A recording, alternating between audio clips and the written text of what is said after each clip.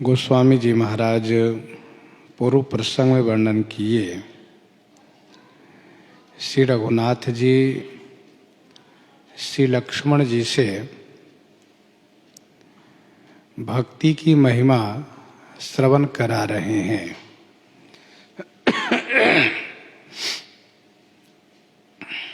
जाते बेगी द्रवऊ में भाई, सोमम भगति भगत सुखदाई। मम भगति अर्थात ठाकुर जी की भक्ति, वह भक्ति स्वतंत्र है। उनको प्राप्त करने के लिए किसी साधन की आवश्यकता नहीं है। श्री रघुनाथ जी की कृपा के भरोसे रहने पर उनकी कृपा से ही भक्ति प्राप्त हो जाती है।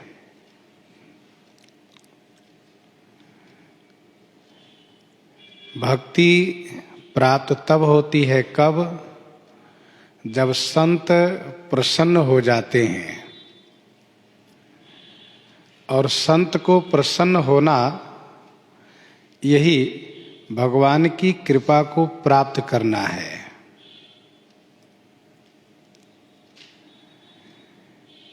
यदि कोई साधन करके भक्ति प्राप्त करना चाहे तो उनके लिए श्री राम जी कहते हैं कि भक्ति का साधन भी बड़ा सुगम है। जैसा मैं बता रहा हूं, इस साधना से मनुष्य भक्ति प्राप्त करना चाहे तो वह बड़ी सुलभता से प्राप्त कर सकता है। तो भक्ति प्राप्ति का साधन है क्या? तो वह साधन है कि ब्राह्मण के चरण में अति प्रेम करें और फिर शास्त्र में, वेद में जो वर्णाश्रम धर्म का निर्धारण किया गया है उस धर्म को पालन करें।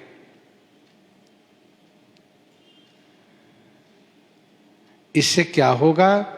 तो श्री रघुनाथ जी कहते हैं कि ये ही कर फल पुनि विषय विरागा,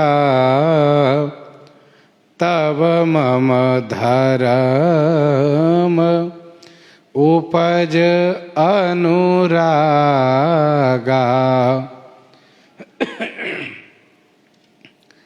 यही कर फल पुनि विषय विरागा।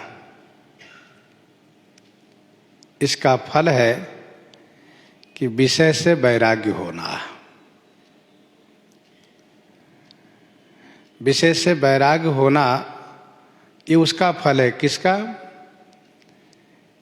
शास्त्रीय विधि से वर्णाश्रम धर्म को प्रतिपालन करते हुए ब्राह्मण भक्ति जो करता आया है, अर्थात ब्राह्मणों के चरण में अति प्रेम रखते हुए अपने वर्ण व आश्रम के धर्म को ईमानदारी के साथ प्रतिपालन किया है। तो उसका परिणाम यह होगा कि विषय से वैराग्य हो जाएगा। और फिर क्या होगा? कहा जब विषय से वैराग्य होगा तो श्री रघुनाथ जी कहते हैं कि मम धर्म, मेरे धर्म में उसका अनुराग उत्पन्न होगा।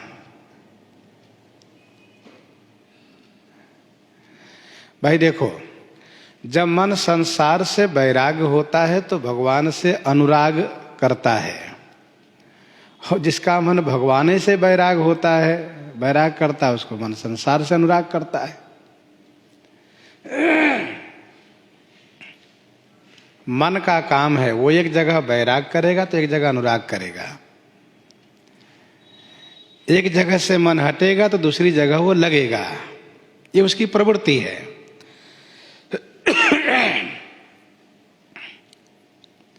यही कर फल पुनि विषय विरागा। ज्ञान को प्राप्त करने के लिए भी वैराग की आवश्यकता है। धर्म ते विरति, लेकिन बीच में एक शर्त है कि धर्म ते विरति, फिर योग, योग करो तब ज्ञान होगा। लेकिन भक्ति में वैराग के बाद तुरंत भक्ति की प्राप्ति हो जाएगी। यही कर फल पुनि विषय विरागा, और तब मम धर्म उपज अनुरागा।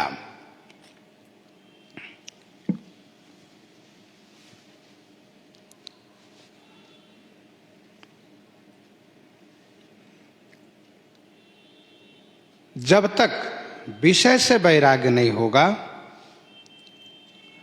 तब तक भगवत प्रेम प्राप्त नहीं होगा। जिस प्रकार से सर्प के ऊपर जब उसके आवरण छा जाते हैं, जिसको केंचुरी कहते हैं, तो उसको दिखाई देना कम हो जाता है, दिखता नहीं ठीक से। राम प्रेम तन देखिए, दिए विषय तन पीठ, तुलसी केंचुरी परिहरे, होत सांपी हूं डीठी। सर्प की दृष्टि कब होती है? बढ़िया दृष्टि जब वह केंचुरी को छोड़ देता है। वैसे ही जब मनुष्य विषय से पीठ देता है, विषय की ओर देखना बंद करता है, तब श्री राम प्रेम उसको दिखाई देता है। तो चाहे ज्ञान को प्राप्त करिए, चाहे भक्ति को प्राप्त करिए, लेकिन वैराग्य दोनों में अनिवार्य है। और विषय मतलब पंच विषय है, शब्द, स्पर्श, रूप, रस और गंध। तब मम धर्म उपज अनुरागा।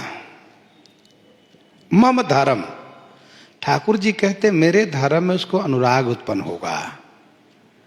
भगवान का धर्म क्या है? तो विनय पत्रिका 104 पद को जब हम पढ़ेंगे तो उस धर्म का भी बोध हो जाएगा। जानकी जीवन की बलि जई हूं, जानकी जीवन की बलि जई हूं, चित कहे राम सिए पद परिहरी, अब न कहूं चली जई हूं। उपजी उर प्रतीति सपने हूं, प्रभुपद विमुख सुख न पई हूं। मन समेत या तन के वासिन यही सिखावन दई हूं। श्रवणनी और कथा नहीं सुनी हो, रसना और न गई हो। रोकी हो नयन बिलोकत और ही शीस ईस ही नहीं हो। ना तो नेह राम सो करी, सब ना तो नेह बहई हो। यह छर भार ताहि तुलसी, जग जाको दास कही हो। जान की जीवन की बलि जई हो।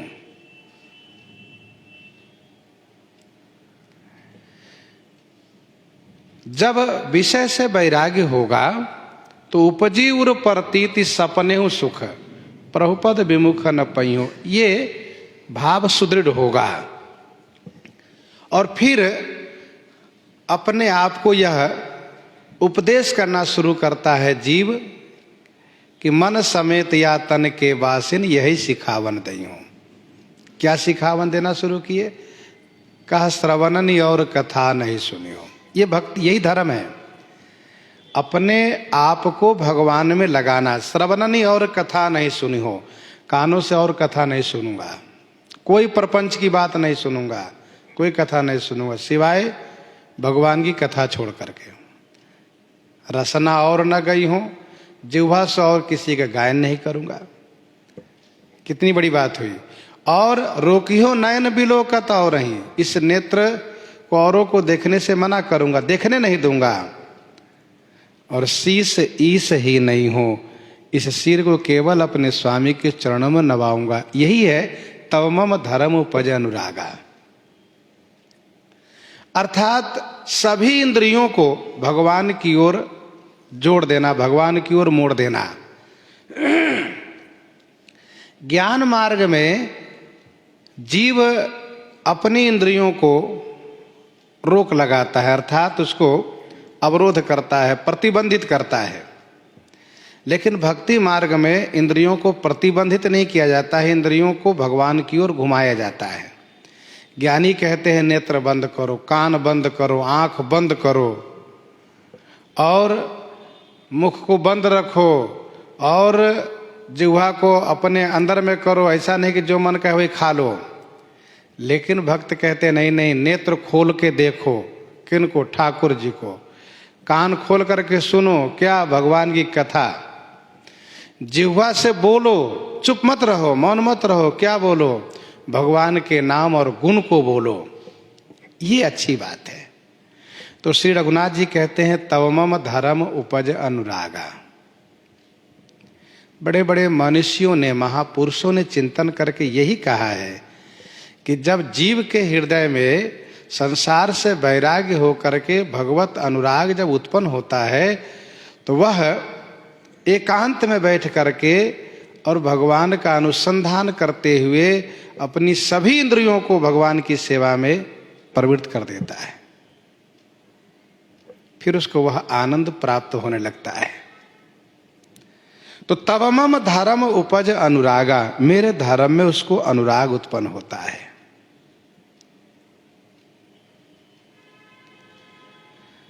श्रवणादिक नव भगति दृढ़ाहि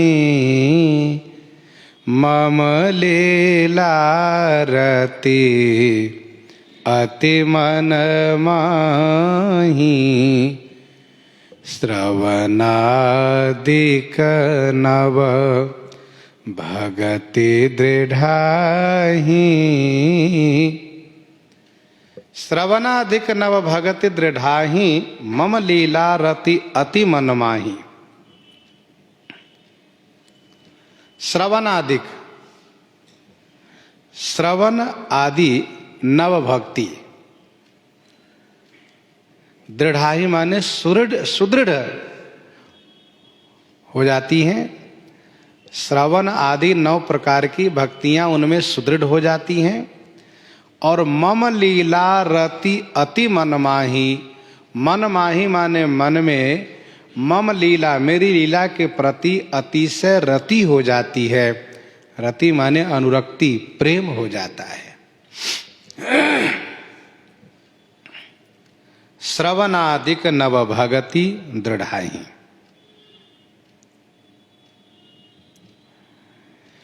देखिए, यही है भगवत धर्म। भगवान की भक्ति में अनुराग होना ही भगवान के धर्म में अनुराग उत्पन्न होना है। भक्ति 9 प्रकार की है, जिसमें प्रथम नाम यहां लिया गया श्रवण। अब इसके आगे का जो क्रम है वो श्रीमद् भागवत जी से आप समझ लीजिए। श्रवणम कीर्तनम विष्णु स्मरणम पाद सेवनम अर्चनम वंदनम दास्य सख्य मात्म निवेदनम, ये 9 प्रकार की भक्ति है। भक्तमालकार ने दर्शाया है कवित संख्या 14 में श्रवण भक्ति कैसी होनी चाहिए, उसको लेकर के श्री परीक्षित जी का नाम लेते हुए कहा कि श्री परीक्षित जी महाराज श्रवण भक्ति में इतने लीन हो गए कि जब श्री सुखदेव भगवान कथा के मध्य में यह कहते हैं कि राजन, थोड़ी देर के लिए मैं कथा विश्राम कर दूं, आप जलपान कर लीजिए,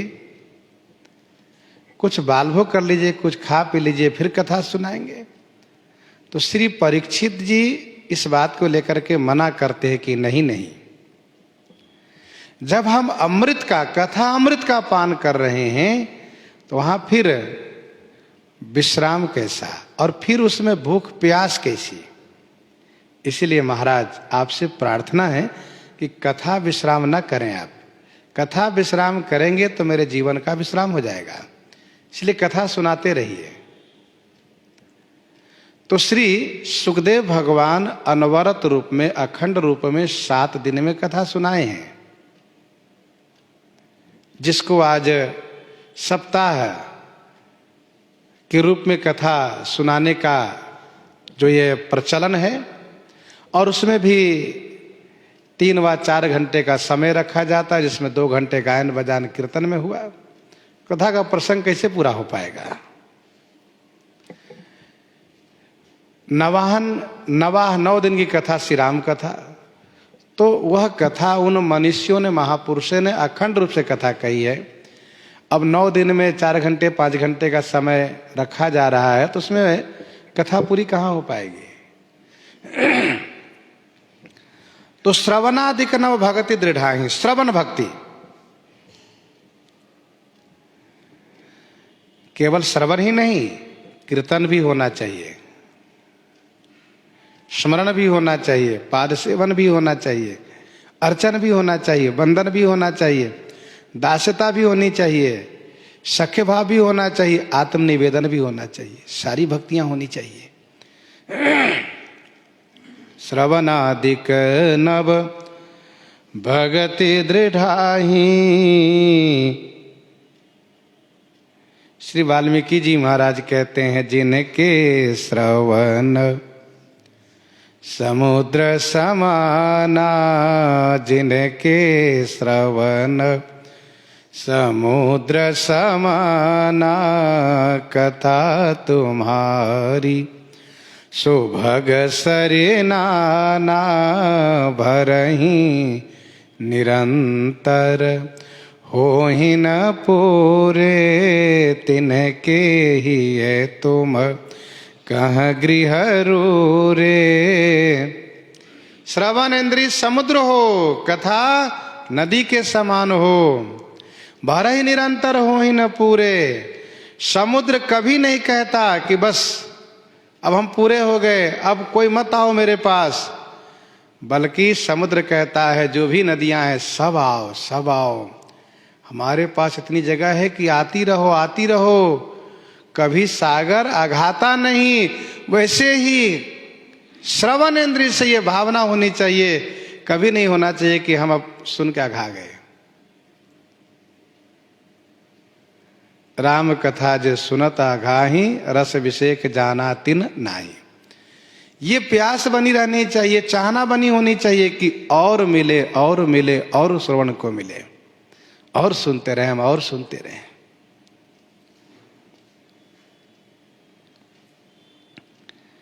श्री वाल्मीकि जी महाराज ने 14 प्रकार की भक्ति को दर्शाया है। जीवन में वह सारी भक्तियां आनी चाहिए। जो जीव भगवान का हो जाता है, उनके अंतःकरण में सब प्रकार की भक्तियां आने लगती हैं।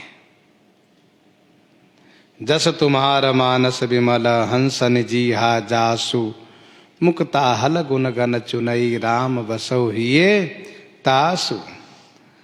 करनित करहि राम पद पूजा, राम भरोस हृदय नहीं दूजा।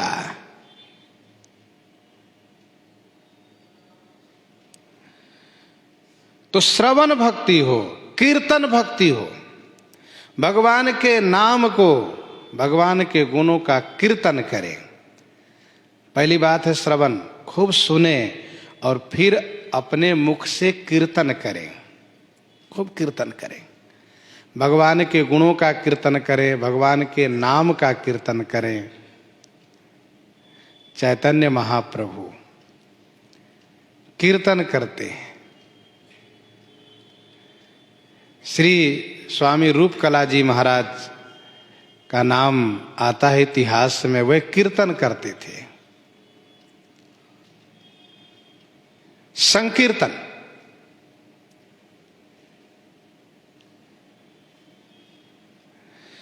खूब कीर्तन होना चाहिए। भगवान के जो नाम प्रिय लगे, उन्हीं नामों से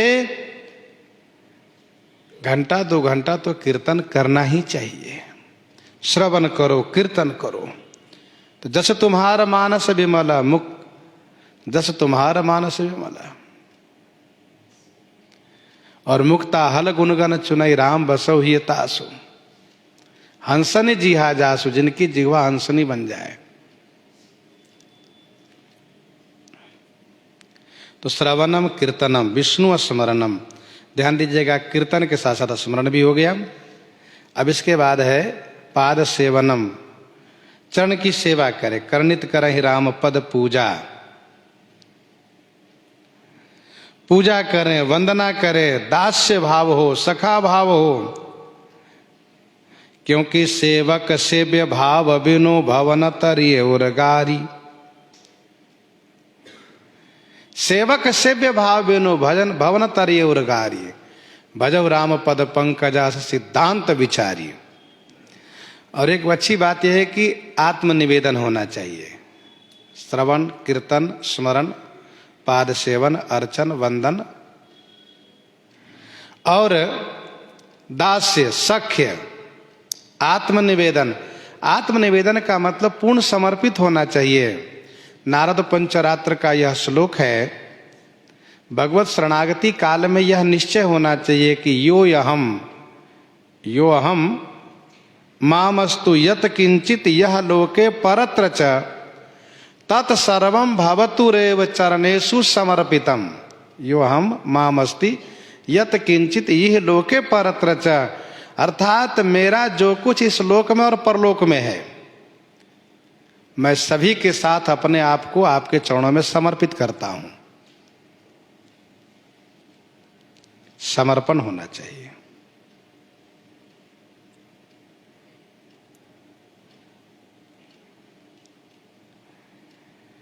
और मम लीलारति अति मन माही, स्वाभाविक है कि श्रवण भक्ति जब सुदृढ़ हो जाएगी तो लीला के प्रति अनुरक्ति हो ही जाएगी। मम लीलारति अति मन माही, ठाकुर जी की लीला अनादि है। जैसे श्री रघुनाथ जी अनादि हैं, वैसे उनकी लीला अनादि है। भक्तों के कल्याण के लिए ही ठाकुर जी ने विभिन्न लीलाएं की है, चाहे वो जिस रूप में अवतार लिए हैं। श्री राम, श्री कृष्ण, श्री नरसिंह, श्री वामन, श्री परशुराम, श्री कच्छप, श्री मत्स्य, इस सभी अवतार में जहां जो जिस प्रकार की लीला है, सभी लीलाएं जीव के कल्याण हेतु है।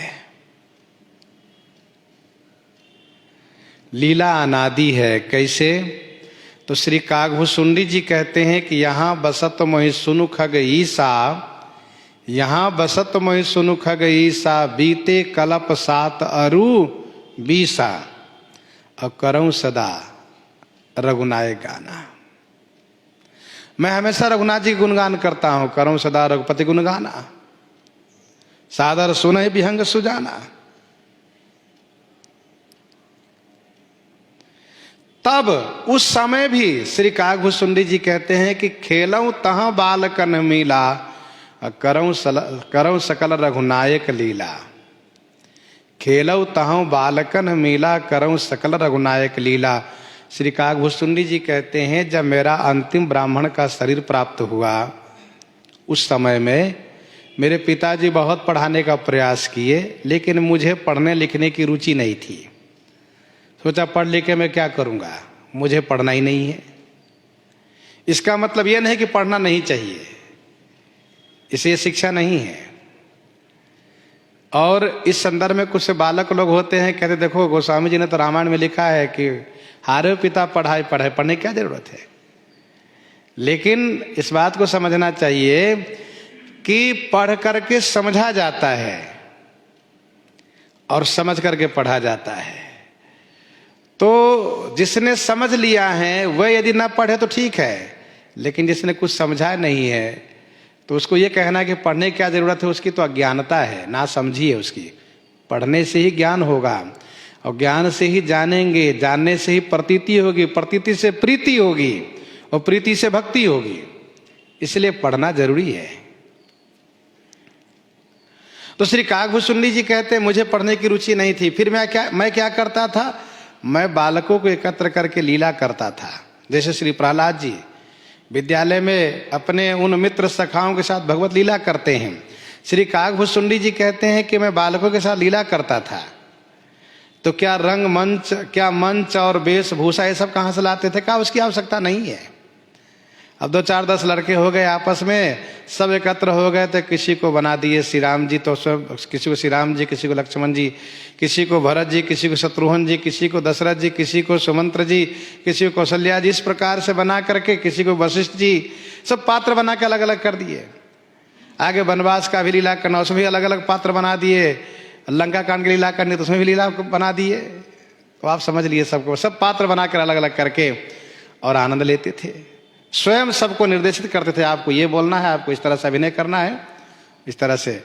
गोली डंडा न खेल करके करऊं सकल रघुनायक लीला, ये खेल खेला खेलते थे। तो इसका मतलब यह है कि श्री राम जी की लीला बहुत अनादि है, अनादि काल से चली आ रही है। ऐसा नहीं समझना चाहिए कि लीला कोई नई है। जब राम अनादि अवधपति सोई, श्री राम जी अनादि है तो लीला भी अनादि है, स्वाभाविक रूप से है। और ये भी सत्य है, एक लीला नित्य हुआ करती है, जो नित्य लीला भगवान के धाम में होती है, जो नित्य उनके अधिकारी भक्त हैं वो दर्शन किया करते हैं। और एक लीला काल पा करके भूतल पर अवतार लेकर के सरकार लीला करते हैं। पर हम नित्य लीला के अधिकारी हो जाएं ये संभव नहीं है। लेकिन इस भूलोक में जो भगवान अवतार लेकर लीला करते हैं, उस लीला को श्रवण करके और उसी में अनुराग करके फिर नित्य लीला के अधिकारी हम बन सकते हैं। तो मम लीला रति अति मन माही, भगवान की लीला के प्रति अत्यंत प्रेम हो। सांसारिक लीला में मन लगाने से क्लेश होता है, भगवान की लीला में मन लगाने से शांति मिलती है, सुख प्राप्त होता है। भगवान की विभिन्न लीला है, अवतार लीला है, बाल लीला है, विवाह लीला है, वन लीला है, रण लीला है, राज्य लीला है। इस प्रकार से विभिन्न लीलाएं हैं उनकी। मम लीला रति अति मन माही, मन में अतिशय प्रेम हो लीला के प्रति।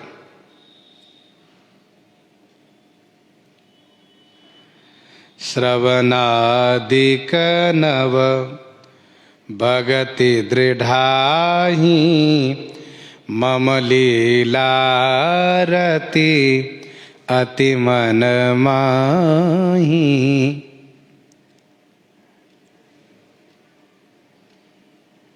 काफी वर्ष पहले की बात है, एक संग्रह चित्र को दास ने दर्शन किया था, चित्र संग्रह। उसमें दर्शाया गया था कि अमुक महात्मा अमुक भाव में डूबे हुए हैं। कौन सा भाव? भगवान की अमुक लीला में खोए हुए। तो इस प्रकार से उनका चित्र दर्शाया गया था, उसी में खोए हुए वह चित्र दिखाता था, इसी में खोए हुए हैं। संत चरण पंकजयति प्रेमा, मन क्रम वचन भजन दृढ़ नेमा। अच्छा, भक्ति के साधन में भक्ति ही साधन भी है, कोई और कुछ नहीं उसमें। संत चरण पंकजति प्रेमा, संतों के चरण कमल में अतिशय प्रेम होना चाहिए। और मन क्रम वचन भजन दृढ़ नेमा, मन से, कर्म से, वचन से दृढ़ता के साथ, दृढ़ नियम के साथ भजन होना चाहिए, भजन करना चाहिए। संत चरण पंकजति प्रेमा, संत चरण पंकज, संत के चरण कमल में अति प्रेम हो। संत का चरण कैसा है? कमल के समान है। कमल के समान संत का चरण है, संत कमल के समान है, ऐसा समझिए। जिस प्रकार से कमल जल से उत्पन्न होने के बाद, कीचड़ से उत्पन्न होने के बाद उसी की ओर पीठ दिए रहता है और फिर पानी के ऊपर बढ़िया पुष्पित होकर खिला हुआ सबको दर्शाता है और देखने वाले आनंदित होते, कहते वाह भाई वाह, कितना बढ़िया कमल खिला है। तब कोई ये नहीं देखते हैं कि पत्ता कैसा है, जड़ कैसा, कहाँ है, कुछ नहीं, लोग फूल देख करके आनंदित हो जाते हैं। वैसे ही संत इस मायामय संसार में उत्पन्न हो करके, मायामय संसार से पोषित हो करके और इसी मायामय संसार रूपी सरोवर के ऊपर अपने आप को पुष्प की तरह दर्शाते हैं। लोग देख करके आनंदित होते हैं, कहते वाह भैया ये संत जी बड़े महान हैं। जे बिरंच निर्लेप उपाय, जे बिरंच निर्लेप उपाय, पद्म पत्र जिमि जग जल जाए। जे बिरंच निर्लेप उपाय, पद्म पत्र जिमि जग जल जाए। क्योंकि विनय पत्रिका 203 पद में गोस्वामी श्री तुलसीदास जी कहते हैं कि संशय समन दमन दुख सुख निधान हरि एक। साधु कृपा बिनु मिलहि नहीं, कीजिए जतन अनेक, कीजिए जतन अनेक। संशय समन दमन दुख सुख निधान हरि एक, वह हरि साधु कृपा बिनु मिले ही नहीं, कीजिए जतन अनेक। हरि प्राप्त होंगे संत से, इसलिए संत चरण पंकज अति प्रेमा। बिनु सत्संग न हरि कथा। संतों में प्रेम हमें क्यों होना चाहिए? इसलिए कि बिनु सत्संग न हरि कथा, तेहि बिनु मोह न भाग।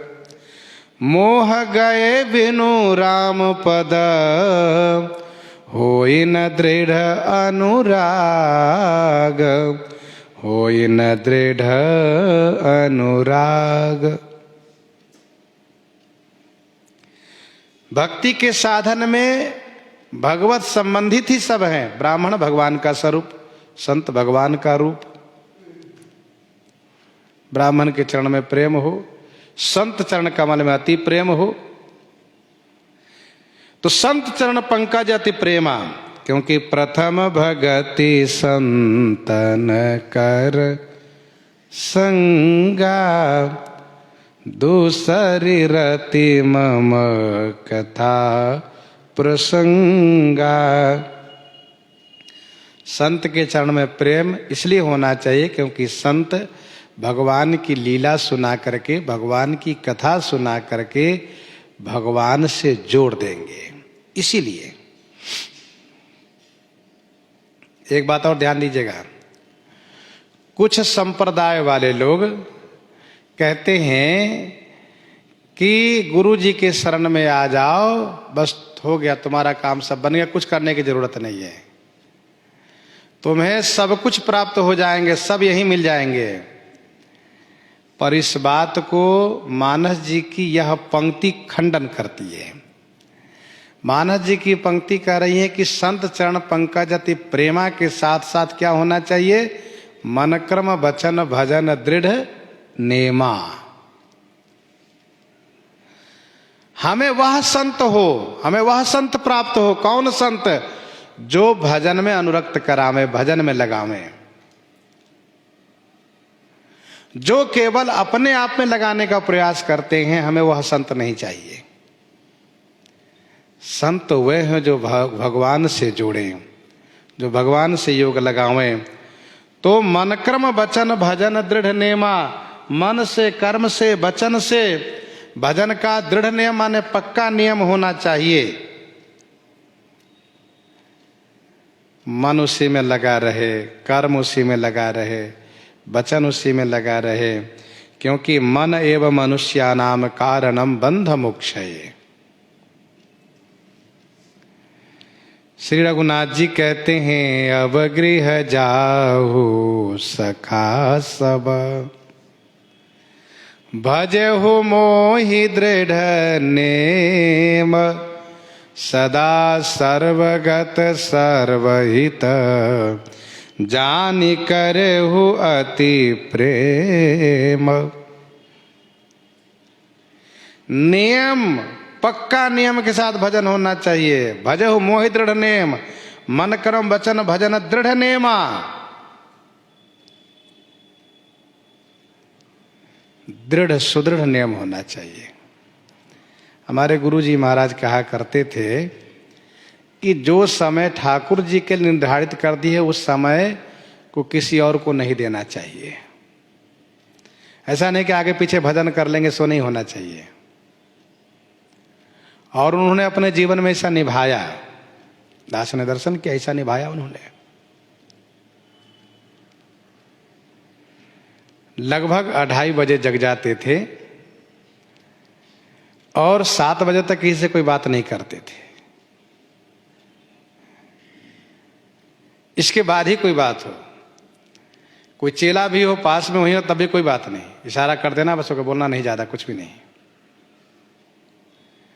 तो मन क्रम वचन भजदृढ़ नेमा, स्नान नियम का पक्का होना चाहिए। हम लोग भोजन के पक्के नियम वाले हो जाते हैं, भजन के नियम कच्चे हो जाते हैं, चूंकि ऐसा नहीं होना चाहिए। भोजन के लिए यदि एक समय निर्धारित है तो भाई उस समय भोजन मिलना चाहिए। हम बड़े उतावले होते, बड़े परेशान होते, क्या बात है भाई, क्यों देरी हो रही है? भोजन के लिए बहुत परेशान है, भजन के लिए परेशान होना चाहिए मन ही मन। क्या बात है भाई, बहुत देरी हो रही है, भजन नहीं शुरू किए, क्या बात है? ये तो होना चाहिए ना। इसलिए मन कर्म वचन भजन दृढ़ नियमा, जहां मन से कर्म से वचन से पक्का नियम होगा फिर भजन चलता रहेगा हमेशा। नियम का मतलब हम जो नियम लिए हो पूरा होना चाहिए, नित्य होना चाहिए। फिर वह नियम अपने आप में इस प्रकार से बांध लेता है कि यदि आपके पास समय न हो तभी वो नियम आपसे जरूर करवा लेता है कि नहीं इतना नियम करना है। और श्री रघुनाथ जी कहते हैं, गुरु पितु मातु बंधुपति देवा, सब मोहि कह जानई दृढ़ सेवा। गुरु पितु मातु बंधुपति देवा, सब मोहि कह जानई दृढ़ सेवा। गुरु, पिता, माता, बंधु भाई, पति स्वामी, देवा देवता, सब मोहि कह जानहि दृढ़ सेवा। इन सभी को मेरा ही स्वरूप जाने, सब मोहि कह जाने, सब मुझे, सभी को मुझे ही समझे और दृढ़ सेवा, दृढ़ता पूर्वक उनकी सेवा करें। गुरु पितु मातु बंधु पति देवा, सब मोहि कह जाने दृढ़ सेवा। दो अर्थ है। एक तो ये है कि इन सभी को मेरा स्वरूप मान करके इनकी दृढ़ता के साथ सेवा करें। दूसरा अर्थ ये है कि इन सभी संबंधियों को मुझे ही मान करके, इन सभी नाते रिश्ते में, जैसे गुरु पितु मातु बंधु पति देवा, इन सबको मुझे ही मान करके, सब श्री राम जी हैं मेरे, और फिर मुझे मान करके मेरी सेवा करें। यदि हम भगवान के स्वरूप मान करके इनकी सेवा करेंगे तो भगवान की कृपा हमें प्राप्त होगी। गुरु जी, पिताजी, माताजी, बंधु भाई, वह भाई जो हो ही कुठाए सुबंधु सहाय, बेमौके में सहायक बनते हैं, पति स्वामी, देवा देवता, तो इनको हम इस भाव से पूजें, सेवा करें तो भगवान की कृपा प्राप्त होगी, भगवान हम पर प्रसन्न होंगे। और दूसरा अर्थ यह है कि इन सबको मुझे ही मान लें कि सब श्री राम जी हैं। कैसे? तो कवितावली उत्तरकांड 36 पद में गोस्वामी जी ने लिखा, राम है मातु पिता गुरु बंधु और संगी सखा सुत स्वामी सनेही, राम की सौहे भरोसो है राम की, राम रंग्यो रुचि राच्यो न केही, जियत राम मुए पुनि राम, सदा रघुनाथ ही की गति जेही, सोई जियई जग में तुलसी, न तु डोलत और मुए धरि देही, न तु डोलत और मुए धरि देही। तो सब श्री राम जी हैं। तुमेव माताश्च पिता तुमेव, तुमेव बंधु च सखा तुमेव, तुमेव विद्या द्रविणम तुमेव, तुमेव सर्व मम देव देव। माता रामो मत पिता रामचंद्र, स्वामी रामो मत सखा रामचंद्र। सब श्री राम जी हैं। गुरु पितु मातु बंधु पति देवा, सब मोहि कह जानई दृढ़ सेवा। सब मुझे ही मान करके दृढ़ता पूर्वक सेवा करें। मम गुण गावत पुलक शरीरा, गद गद गिरा नयन बहनीरा, गद गद गिरा नयन बहनीरा। मम गुण गावत पुलक शरीरा, गद गद गिरा नयन बहनीरा।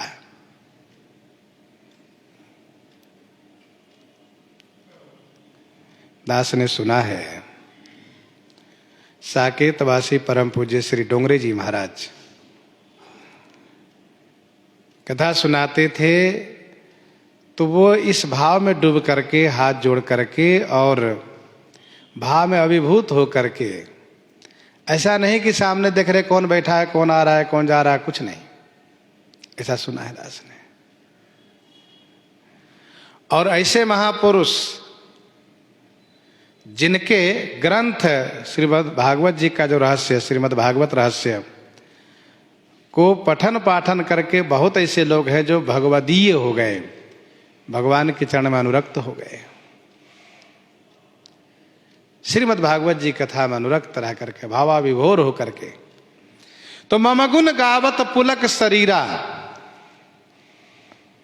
मम गुण गावत, श्री रघुनाथ जी कहते हैं कि मेरे गुणगान करने में शरीर रोमांच हो।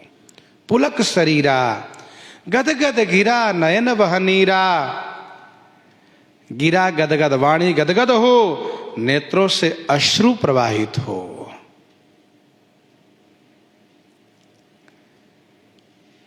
ये यथार्थ होना चाहिए, वास्तविकता इसमें होनी चाहिए, दिखावा नहीं। तमाम ऐसे नाटक दिखाने वाले लोग होते हैं मंच पर, सब कला दिखा देते हैं, आंसू भी बहा लेंगे, रो भी लेंगे, सब प्रकार के अभिनय दिखा लेंगे, उनकी कला होती है। तो वह कला न हो, वास्तविकता होनी चाहिए। मम गुण गावत पुलक शरीरा, गद गद गिरा नयन बहनीरा।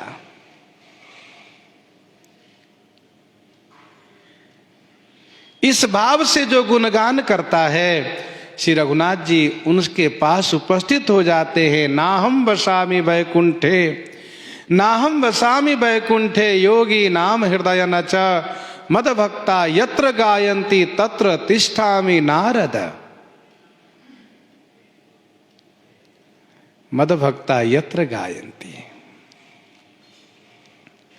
इस भाव से जब गान करे तो मम गुण गावत पुलक शरीरा, गद गद गिरा नयन बहनीरा। अनुराग पूर्वक गायन हो। देखो भाई, राग से गायन होना अच्छी बात है। राग से गाने वाले को थोड़ी सावधानी रखनी पड़ती है, कहीं ऐसा ना हो कि राग का कहीं खंडित ना हो जाए, राग कहीं बिगड़ ना जाए। इसलिए राग वाले अलापते हैं, जब गाते हैं तो उनकी सावधानी होती है। स्वर भंग ना हो, स्वर न कटे। लेकिन अनुराग पूर्वक गाने वाले, अलापने वाले, उनको राग से मतलब नहीं रहता है, पर सुनने वाले को बहुत मीठा लगता है, क्योंकि उसमें अनुराग रस भरा हुआ है। राग से हो पर साथ साथ उसमें थोड़ा अनु शब्द भी जुड़ जाए, अनुराग हो, फिर वह भाव अपने आप में आनंद दे, सुखद होता है। मम गुण गावत पुलक शरीरा, शरीर रोमांच हो। यत्र यत्र रघुनाथ कीर्तनम, तत्र तत्र कृतमस्तकांजलिम, वाष्पवारी परिपूर्ण लोचनम, मारुतिम नमत राक्षसांतकम। श्री हनुमान जी महाराज जब श्रवण करते हैं तो इसी भाव में अभिभूत होकर के श्रवण करते हैं। विनय पत्रिका 193 पद में गोस्वामी जी ने कहा, विनय पत्रिका 193 पद में गोस्वामी जी ने लिखा, सजल नयन गद गद गिरा, गहबर मन पुलक शरीर। सजल नयन गद गद गिरा, गहबर मन पुलक शरीर। गावत गुण गण राम के ही न मिटे भव भीर। देखो भाई, मम गुण गावत पुलक शरीरा, एक होता है कि भगवान हमारे ऊपर प्रसन्न हो इसलिए गुण गा रहे हैं। उनमें ये नहीं देखा जाता है कि राग कैसा है, फिर सुनने वाले लोग मन से सुन रहे हैं कि नहीं सुन रहे हैं, ये सब कुछ नहीं। सुनने के बाद हमें कुछ देंगे ये भावना भी नहीं। हम बढ़िया सुना ले जा रहे हैं, हमारी बड़ी प्रशंसा हो कि बहुत बढ़िया कथा गाते हैं, ये भी भावना नहीं। जहाँ कोई और अपेक्षा ही नहीं, न अच्छे गायक कहलाने की भावना, न अच्छे कथावाचक कहलाने की भावना, न कुछ पाने की भावना कि हम सुना रहे हैं तो सुन करके लोग हमें भेंट देंगे, ऐसा कुछ नहीं। वो बिल्कुल मगन है ठाकुर जी गुणगान करने में। मम गुण गावत पुलक शरीरा, मम गुण ग्राम नाम रता, गत ममता मद मोह, ताकर सुख सोई जानई परानंद संदोह। जो सांसारिक कोई अपेक्षा न करते हुए भगवान के लिए गुणगान में मगन है, तजी ममता मद मोह, तो उसको जो सुख मिलता है उसको वही जानता है। दोहावली 41 से लेकर के 44 तक गोस्वामी जी ने लिखा है, हिये फाटहु फूटहु नयन, हिये फाटहु फूटहु नयन, जरऊ सो तन के ही काम। द्रवहि स्रवहि पुल कहीं नहीं, तुलसी सुमिरत राम। हिये फाटहु फूटहु नयन, जरऊ सो तन के ही काम। द्रवहि स्रवहि पुल कहीं नहीं, तुलसी सुमिरत राम। भक्तमाल जी में एक कथा प्रसंग आता है, नाम स्मरण में नहीं है अभी। एक संत जी कथा सुनाते हैं तो उनके कथा में सभी श्रोता बड़े ही भाव में विभोर हो करके और सजल नयन पुलकित हो करके कथा श्रवण करते हैं। सबका नेत्र भिगा रहता है, सब रोने लगते हैं। एक श्रोता ऐसे थे कि उनको आंसू नहीं आता था, तो वे सबकी ओर देखते थे रोते हुए, तो इनको बहुत बुरा लगा कि बताओ मेरा हृदय कितना कठोर है, मेरे आंख से आंसू नहीं आता है। तब क्या किए, वे मिर्ची ले आए और दूसरे दिन कथा में मिर्ची लेकर के बैठे। फिर देखा कि सब भाव विभोर होकर के रो रहे हैं, तो इन्होंने भी धीरे से हाथ में मिर्ची लिए रहे, लगा दिए आंख में, तो इनके आंख से भी ढब ढब ढब ढब आंसू गिरने लगा। कथावाचक जो थे संत जी बड़े ही उच्च कोटि के महापुरुष थे, उन्होंने देख लिया, समझ गए कि ये भाव चाहते हैं, बिना भाव के दुखी हैं, इसलिए उन्होंने मिर्चा का प्रयोग किया है, मिर्चे का प्रयोग किया है। तब क्या होना चाहिए, तो जैसे कथा समापन हुई तो सबको जाने के बाद उनको बुलाया और बुलाने के बाद कहा, आप हाथ में कुछ लिए थे और आंख में लगाए। कहा महाराज सही बात है, पता नहीं क्यों मेरे हृदय में प्रेम नहीं होता, भाव नहीं होता है। तो वो संत जी भाव में डूबे हुए रहने वाले, उन्होंने कहा अच्छा ऐसी बात है। तो उन्होंने तुरंत उनको अपने बाहों में भर करके हृदय से लगाया, और हृदय से जैसे ही लगाया वैसे उनके हृदय में भाव भर दिए, भाव उमड़ आया। और फिर वे इस प्रकार से भाव से अभिभूत हो गए कि उनके नेत्रों से स्वाभाविक रूप से झरझर झरझर झरझर झरझर आंसू बहने लगा। तो कहने का भाव यह है कि मान लो हमारा हृदय कठोर है तो हमें प्रेम चाहिए, इसकी कामना भी तो होनी चाहिए। यदि हम कामना करते हैं, चाहना करते हैं, तो रघुनाथ जी अवश्य अनुकंपा करेंगे और अवश्य एक न एक दिन प्रेम प्रदान करेंगे। जितने ही परम वैराग्यवान संत महापुरुष हुए हैं वह हैं। आप कभी उनके पास जाइए तो देखिए वे केवल प्रेम की अपेक्षा करते हैं। वे ठाकुर जी से प्रार्थना करते हैं, प्रभु मुझे अपना प्रेम दे दीजिए और कुछ नहीं चाहिए, प्रेम हमें प्राप्त हो। और प्रेम प्राप्त हो जाए तो फिर क्या कहना है, नेत्र भिगा रहेगा, हृदय सरस रहेगा, वाणी गदगद रहेगी। मम गुण गावत पुलक शरीरा, गद गद गिरा नयन बह नीरा। काम आदि मद दंभ न जाके, तात निरंतर बस में ताके। तात निरंतर बस में ताके। काम आदि मद दंभ न जाके। काम आदि मद दंभ न जाके, तात निरंतर बस में ताके। काम आदि मद, काम क्रोध लोभ मोह मद मत्सर, ये खड विकार। तो काम आदि मद और दंभ जिसके हृदय में न हो, हे तात मैं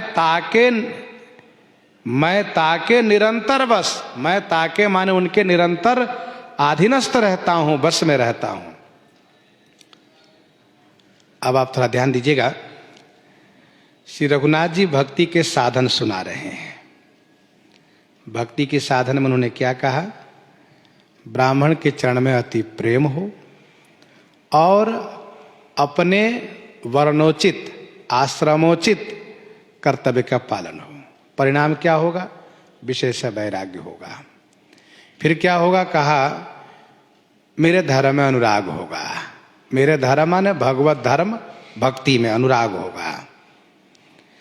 फिर वे क्या करेंगे, 9 प्रकार की भक्ति में सुदृढ़ हो जाएंगे।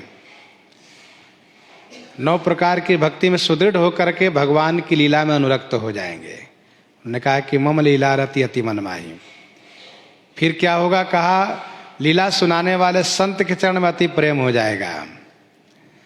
और संतों के चरण में प्रेम होने के बाद आहा, मन से वचन से कर्म से भजन का पक्का नियम हो जाएगा उनका। बिना भजन के उनको चैन नहीं मिलेगा। और गुरु है, माता है, पिता है, बंधु है, पति है, देवता है, सब मुझ में ही देखते हुए मेरी सेवा में अनुरक्त हो जाएंगे। और फिर मेरे गुणगान करने में इतने आनंदित हुआ करेंगे कि नेत्र सजल रहेगा, वाणी गदगद होगी, शरीर रोमांचित रहेगा। और फिर इसके बाद श्री राम जी कहते हैं उसके हृदय में न कोई काम होगा। काम माने कोई कामना नहीं, कोई इच्छा नहीं होगी। मुझे कोई अच्छा कहे, मुझे कुछ दे, ऐसी कोई कामना नहीं होगी। और मद नहीं होगा, किसी प्रकार से मद नहीं होगा, घमंड नहीं होगा कि मैं श्रेष्ठ हूं, मैं अच्छे हूं। और फिर इसके बाद दंभ नहीं होगा। दंभ का मतलब दिखावा। दंभ कहते हैं दिखावा को। देखो भाई, पाखंड वचन में हुआ करता है, कपट मन में होता है, मन कपटी, मन में कपट, पाखंड वचन में होता है जी पाखंडवाद थे, और दंभ वेश में होता है, गुण ना होते हुए वेश बना लेना। अमुक जैसे वेश बनाए हम भी वैसे वेश बना ले, वैसे कपड़ा, वैसे माला, वैसे तिलक, और बिल्कुल वैसे बन करके वैसे चले, वैसे बोले, इसको दंभ कहते हैं। आप वैसे माला, वैसे तिलक, वैसे अचला, वैसे ही चाल, वैसे ही बोली सब अपनाइए, लेकिन वैसा गुण भी होना चाहिए, तब तो ठीक है। एक ने इस प्रकार से वेश बनाया तो मैंने कहा क्या बात है भाई, इस प्रकार से पूरा इस प्रकार से दाढ़ी में छिलवा करके इस तरह से वेश बनाए हो, क्या बात है। कहा महाराज जी लोग भ्रमित होकर के हमें अमुक महाराज जी मानते हैं, इसीलिए हम ऐसा बन लिए हैं। मैंने कहा पगले हो, क्या ये हमेशा थोड़ा ना मान सम्मान रहेगा, पता चल ही जाएगा। तो घर अंत न हो ही निभाओ। एक ऐसे थे कि बिल्कुल इस प्रकार से वेश बनाए, कहा कि नहीं हम तो बिल्कुल अमुक महाराज की तरह ही हैं। कई सी बातें सुनने को मिली, देखने को भी कुछ बातें मिली, तो बड़ा एक उपहास जैसा लगता है कि बताओ क्यों बनते हैं लोग इस प्रकार से। तो दंभ नहीं होना चाहिए, काम आदि मद दंभ न जाके, सहज होना चाहिए, सहज रूप से। तात निरंतर बसमयता के, और खास करके मम गुण गावत, भगवान के गुण गाने में काम आदि मद दंभ तो होना ही नहीं चाहिए। भगवान के गुण गाने में न काम हो, न मद हो, न दंभ हो। श्री रघुनाथ जी कहते हैं तात निरंतर बसमयता के, हे तात मैं हमेशा उनके अधीनस्थ रहता हूं, हमेशा उनके बस में रहता हूं। बचन कर्म मन मोरी गति, भजन करहि निह काम। तिनके हृदय कमल मह, करऊं सदा विश्राम, करऊं सदा विश्राम। बचन कर्म मन मोरी गति, भजन करहि निह काम। वचन से, कर्म से, मन से केवल मेरी गति हो, मेरा आश्रय हो, मेरा सहारा हो, और भजन करहि निह काम। निष्काम भजन करें, बिल्कुल निष्काम भाव से भजन करते हो, कोई कामना नहीं। तिनके हृदय कमल मह, करऊं सदा विश्राम। उनके हृदय रूपी कमल में मैं सदा माने हमेशा विश्राम करता हूं। ध्यान दीजिएगा, वचन से, कर्म से, मन से ठाकुर जी कहते हैं कि मेरी गति होनी चाहिए, किसी और की गति न हो, किसी और के सहारे न रहें, केवल भगवान के सहारे रहें। हमें कोई कुछ दे रहा है तो भगवान प्रेरित करके दिलवा रहे हैं, वो खुद नहीं दे रहा है। हमें मान रहा है तो भगवान से प्रेरित होकर के, ठाकुर जी की कृपा, इसलिए। नहीं तो मुझे कौन पूछने वाला था, कौन पूछ सकता है। वचन कर्म मन मोरी गति, और भजन करें निष्काम, निष्काम होकर भजन करें, खूब भजन करें। ठाकुर जी कहते हैं तिनके हृदय कमल मह, करऊं सदा विश्राम। मैं उनके हृदय रूपी कमल में हमेशा विश्राम करता हूं। ध्यान दीजिएगा, जो निष्काम हृदय वाला भक्त होता है, श्री रघुनाथ जी उन्हीं के हृदय में विश्राम करते हैं, बाकी के हृदय में जाते हैं फिर लौट आते हैं। क्यों? कहा कि वहां बहुत परेशान करते हैं, वो जगाए रहते हैं, सोने नहीं देते, विश्राम नहीं करने देते हैं, क्योंकि उनकी कामनाएं बहुत होती है। वे कहते हैं महाराज पुत्रान देहि, धनम देहि, जसो देहि द्वैसो जही।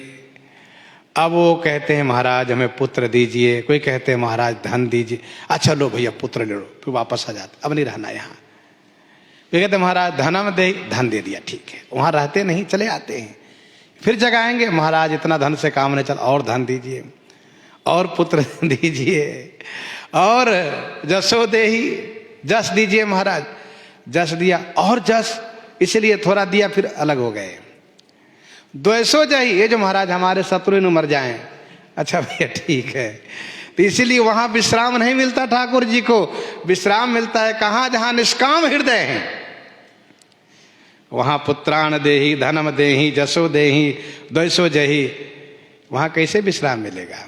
जो बार बार जगा तो 10 मिनट सोए फिर जगा दिए महाराज, अच्छा ठीक है विश्राम करिए, फिर थोड़ी देर फिर जगा दिए महाराज अमुक चाहिए, अमुक चीज चाहिए, तो वहां ठाकुर जी को विश्राम नहीं मिलता। ठाकुर जी विश्राम करते कहां, निष्काम हृदय में।